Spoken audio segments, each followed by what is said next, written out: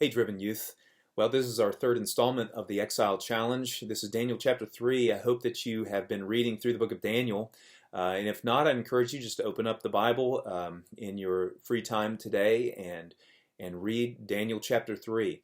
And I encourage you to share your devotional thoughts. You can go to the Driven webpage when this video is posted, or even before the video is posted, and you can share a comment, a devotional thought about it. Here's just one quick one right here, and I want to go straight to like that main verse that is so encouraging, so inspiring, right, of these three men, Shadrach, Meshach, and Abednego, who stood up in the face of adversity and would not back down, would not bow the knee before the king, before an idol, and worship another god, even in spite of losing their life. And this is what whoever the spokesperson was for the three guys, this is what they say. O Nebuchadnezzar, this is verse 16. O Nebuchadnezzar, we have no need to answer you in this matter. If this be so, our God whom we serve is able to deliver us from the burning fiery furnace, and he will deliver us out of your hand, O king. Look, man, what great faith. They knew that God was able, willing, capable of delivering them from this adversity. They not only were grounded in scriptures, knowing that God could and would do that, but also from experience. In chapter 1, they were delivered from the hand of the king. In chapter 2, they were delivered from the hand of the king. By whom? God. God. So God was able to do it. God was able to do it, and they had great faith in that. But realize this, or listen to this, in verse 18, but if not. But if not.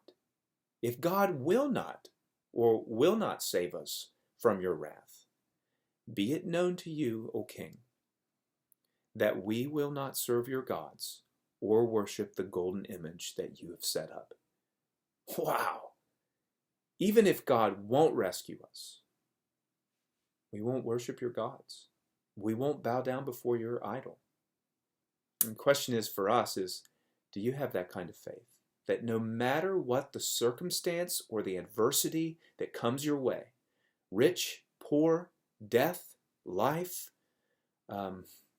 whatever it might be, illness, health, what God will you serve? Will you continue to serve your God no matter the cost, no matter what? Whether he rescues you or whether he does not rescue you from the adversity, from the danger, from death. May God bolster our faith and encourage us to live for him and serve him. Let me just share a devotional thought that one of our teens in the youth group wrote into me from Daniel chapter 2. This is what they say. I'm not going to give their name. They say, in light of Daniel chapter 2, I thought it was interesting in Daniel 2:19-23 that Daniel took the time to praise and bless God. He must have been under intense pressure. All the wise men of Babylon, including himself and his friends, were about to be killed by the king. Who knew if the king would change his mind and get tired of waiting and continue the killing? But Daniel stopped before he went to the king with the answer and praised God. He gave God his complete attention, even in the tension and fear he was probably experiencing.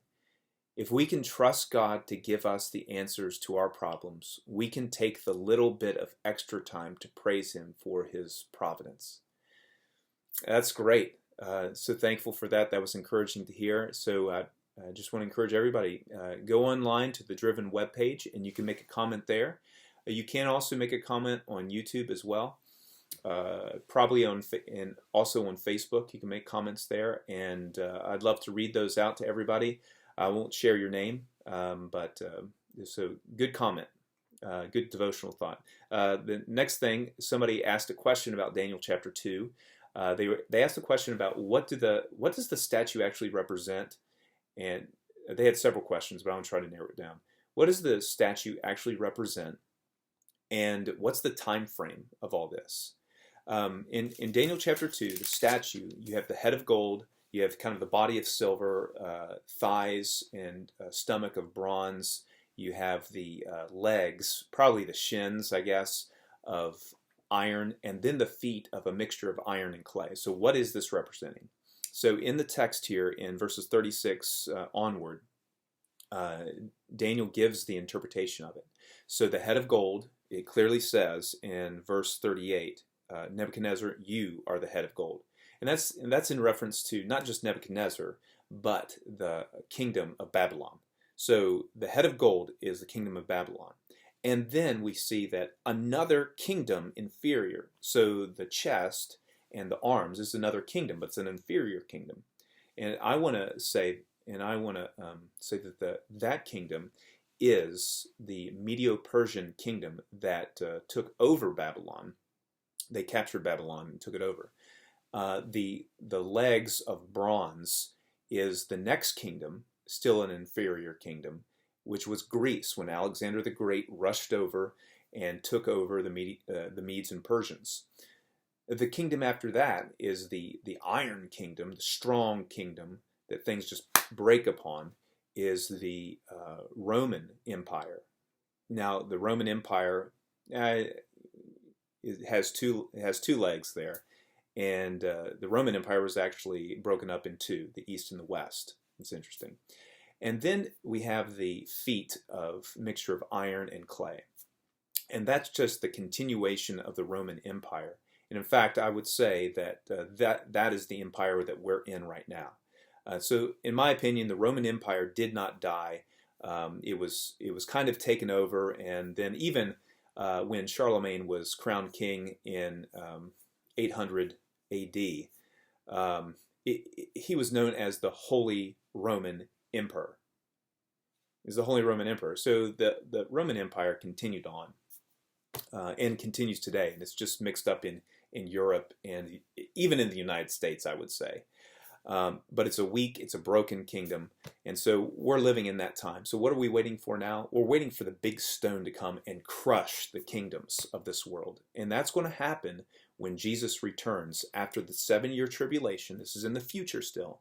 Jesus is going to come, and he's going to set up in his kingdom. He's going to rule and reign forever and ever. And that's kind of the idea of the statue. Here's one thing I want you to think about, is that there's that beautiful description of the nations illustrated in the statue. Wow, it's magnificent looking. But then those kingdoms are described again in chapter 7, and they don't have the same beautiful description. I wonder why that is. Well, I have an idea. But I wonder what you think it might be. Well, make sure you continue to send in your comments, devotional thoughts, any questions you might have about Daniel, or just another question about the Bible. Okay? You guys have a wonderful day. God bless.